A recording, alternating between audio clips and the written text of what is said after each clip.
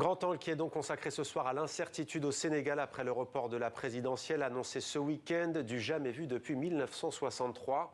Comment ce pays d'Afrique de l'Ouest, réputé stable et qui faisait figure de modèle démocratique, a-t-il pu en arriver là? On en parle avec Hassan Diop. Bonsoir. Bonsoir. Bienvenue à vous. Un visage et une voix bien connue de TV5 Monde et de Radio France Internationale. On vous y a entendu pendant 35 ans, grand reporter, présentateur de journaux et du magazine Afrique Presse sur RFI et TV5 Monde, sans oublier Kiosque. Évidemment, Gilles Yabi, président de Wati, merci d'être avec nous en direct de Dakar. Vous êtes le président donc, de Wati, groupe de réflexion et laboratoire d'idées. Et puis à Durham, en Caroline du Nord, aux États-Unis, Felwine Sarr, économiste, philosophe, merci d'être avec nous. Felwine Sarr, tiens, on commence avec vous. Je lisais tout à l'heure que vous aviez déclaré chez nos confrères du magazine sénégalais Nous sentions le coup venir. Vous avez dit ça à Séné+. Pourquoi vous aviez senti venir cette décision de Macky Sall? Parce qu'en fait, depuis un certain nombre de temps, il est clair qu'il n'est pas pour le jeu démocratique libre, ouvert et inclusif. Il y a eu à chaque étape du processus des tentatives d'instrumentaliser la justice, de ne pas être inclusif, de ne pas faire en sorte que la démocratie dans sa plus vive expression puisse se jouer. Et dès que la commission d'enquête a été mise en place avec une célérité inhabituelle, on a compris qu'il y avait quelque chose qui se jouait là et que probablement un report, une annulation des élections allait arriver. Mais si on a une lecture de la manière dont les institutions sont instrumentalisées depuis un certain nombre d'années, on pouvait s'attendre à quelque chose semblable à ce qui s'est déroulé.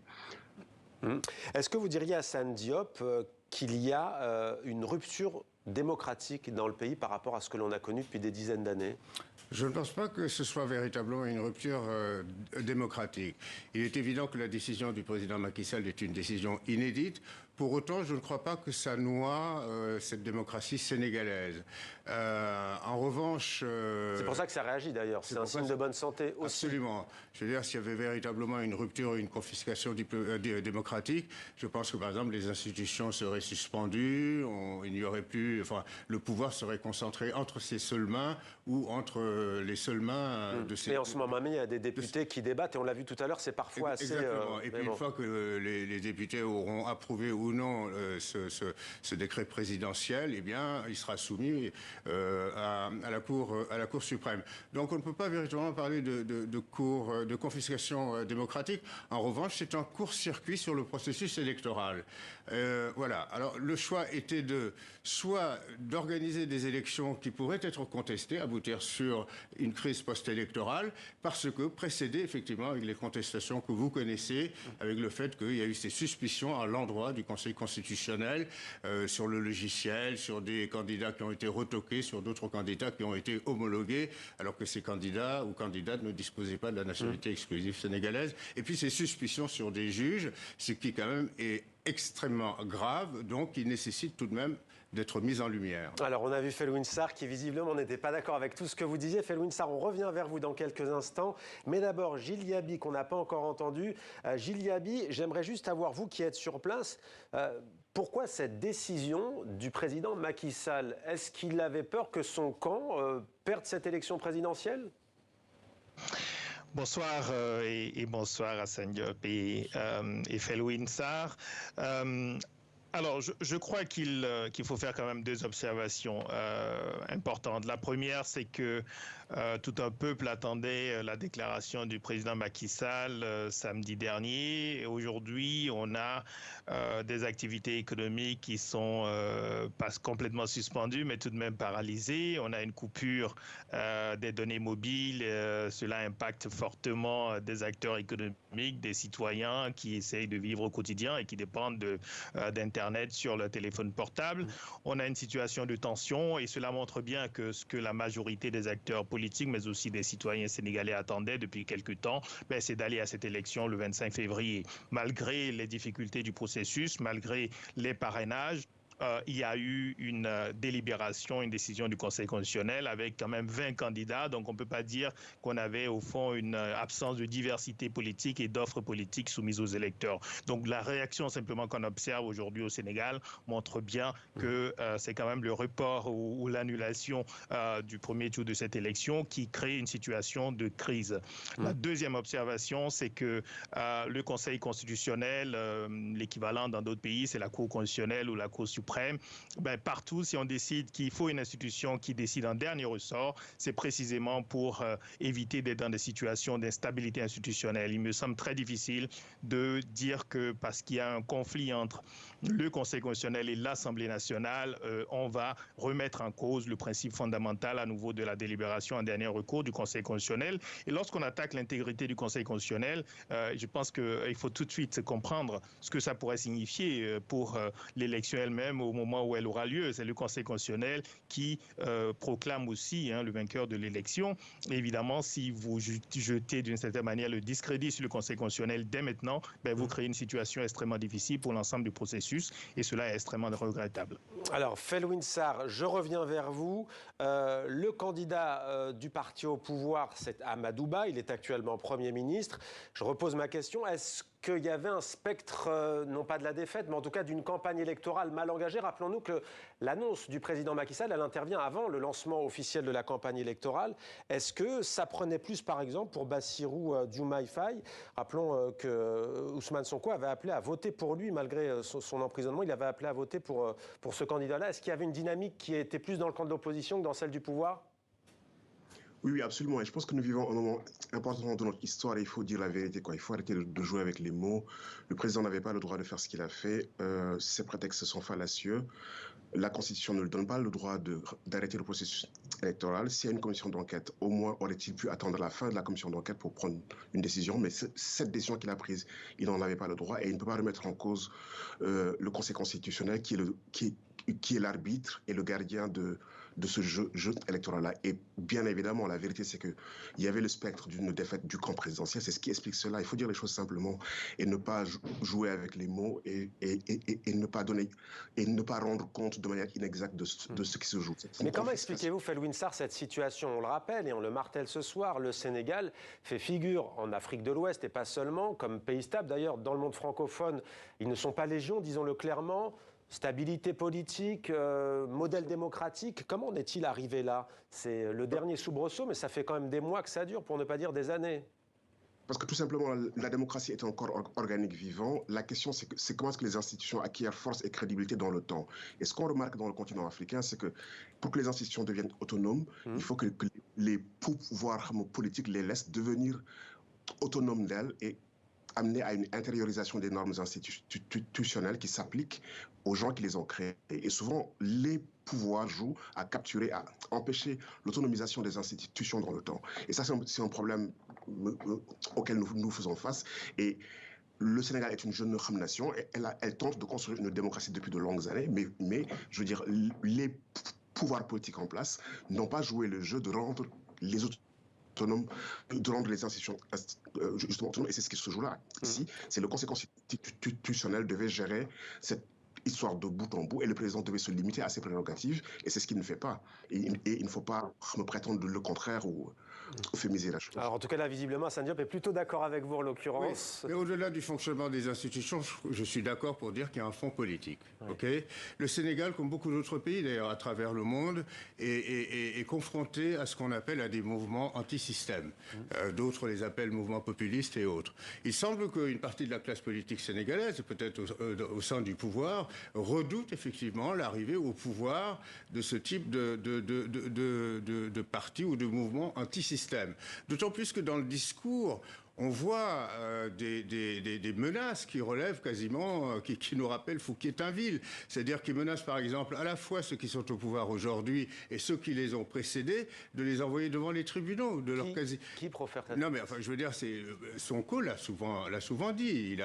Dans ses discours, il a souvent menacé effectivement Macky Sall et comparses, effectivement de les traduire devant la justice pour trahison et donc Macky Sall commence à avoir peur d'une Attendez, je ne dis pas qu'il a peur. Je dis simplement c'est un facteur.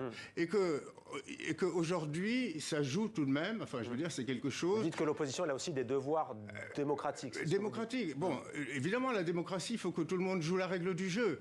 À partir du moment où la démocratie sert de tremplin, effectivement, à défendre des valeurs ou des principes qui, effectivement, portent des coups à la démocratie, à ce moment-là, effectivement, ça suscite des débats et peut-être des réactions qui peuvent apparaître antidémocratiques. Encore une fois, je ne dis pas que c'est légitime, que c'est telle ou telle décision, mais toujours est-il que c'est un facteur dont il faut tenir compte. Et l'Afrique, les pays africains ne sont pas les seuls à être confrontés à ces mouvements anti-système. On a vu ça au Brésil, on voit ça en Argentine, on voit ça un peu partout, y compris d'ailleurs dans un certain nombre de pays européens. Mais on les laisse aller jusqu'au bout. Et on les laisse effectivement aller, on les laisse aller jusqu'au bout. Enfin, le discours est tout de même beaucoup moins virulent et beaucoup moins agressif. Gilles Yaby, je me tourne vers vous. Je ne vais pas vous poser la question de savoir ce que pensent les partisans des uns et des autres, mais dans l'opinion publique sénégalaise, comment réagit-on au fait que deux opposants, quoi qu'on pose deux qui comptent, en l'occurrence Ousmane Sonko et Karim Wade, ne puissent pas concourir à la présidentielle? Rappelons qu'une liste de 20 noms a été annoncée le 20 janvier dernier par le Conseil constitutionnel. Comment les Sénégalais, dans leur ensemble, voient cela? Alors, je crois que il faut observer quand même une différence entre les deux candidats qui ne sont pas présents sur cette liste, Ousmane Sonko et Karim Wade. Ousmane Sonko est en prison. Il est en prison et depuis 2-3 ans, on avait quand même une accumulation d'indications qui tout serait fait pour qu'il ne puisse pas figurer sur la liste pour cette élection présidentielle. Je pense qu'on a un petit souci. On vous entend en tout cas. Allez-y. D'accord. Oui, c'est... Alors, et je pense donc qu'il n'y a pas vraiment une surprise dans l'absence d'Ousmane Sonko de cette liste. Mais je rappelle que le numéro 2 de l'ex-parti PASTEF, Bassirou Diomaye Faye, a été retenu sur cette liste des 20 candidats à l'élection présidentielle. Et au fond, les partisans d'Ousmane Sonko étaient tout à fait d'accord pour aller à l'élection, même si Bassirou Faye, lui aussi, est en détention, mais n'a pas été jugé en détention provisoire. Et pour l'instant, il n'est pas dans la situation de pouvoir faire campagne lui-même, mais malgré cela, au fond, la mouvance Sonko était partie pour être représentée à cette élection, avec non seulement Bassirou Faye d'ailleurs, mais aussi Cheikh Tidiane Dièye, un autre proche de la mouvance Sonko, et même Habib Sy, un autre également candidat qui a reçu des parrainages des élus de l'ex-parti PASTEF d'Ousmane Sonko. Donc, je pense qu'il faut être très clair là-dessus. Les partisans d'Ousmane Sonko attendaient cette élection, même à l'absence à nouveau de la présence d'Ousmane Sonko sur cette liste. Quant à Karim Wade et le Conseil constitutionnel, enfin, quand il rend des décisions, il y a quand même il y a un document, il y a une explication de la décision. Il y a une explication du fait que le Conseil constitutionnel n'ait pas validé la candidature de Karim Wade. On peut s'étonner du fait que Karim Wade ne se soit pas assuré que la renonciation à sa nationalité sénégalaise a été totalement actée, qu'il n'y ait pas de risque qu'il soit, disons, exclu pour cette raison. Mais enfin, dans le document du Conseil constitutionnel, il y a une explication claire qui tend à dire que le décret qui confirme sa renonciation est arrivé trop tard par rapport au dépôt de sa candidature qui contenait une attestation sur l'honneur de la renonciation donc à une deuxième nationalité. Donc, au fond, c'est ce que je disais tout à l'heure. On peut même imaginer que le Conseil constitutionnel puisse faire des erreurs, mais enfin, il statue en dernier recours et il me semble extrêmement difficile de pouvoir justifier le fait d'aller à l'encontre d'une décision du Conseil constitutionnel si on veut préserver les institutions. Et je rejoins à cela ce que Felwine Sarr a dit. On a deux problèmes fondamentaux. On a un problème d'institution. Moi, ce qu'on essaie de faire avec Wati depuis des années, c'est de plaider pour qu'on ait des constitutions dans les pays d'Afrique francophone qui soient aussi détaillées que ce qu'on a dans les pays d'Afrique anglophone, dans l'articulation et dans la réduction notamment des pouvoirs du président de la République. Les Ghanéens, les Sud-Africains ne comprennent pas ce qui se passe lorsqu'on a cette possibilité pour un président d'avoir autant de pouvoir. Et le deuxième problème, c'est l'intégrité des acteurs politiques. On a un vrai problème d'intégrité personnelle.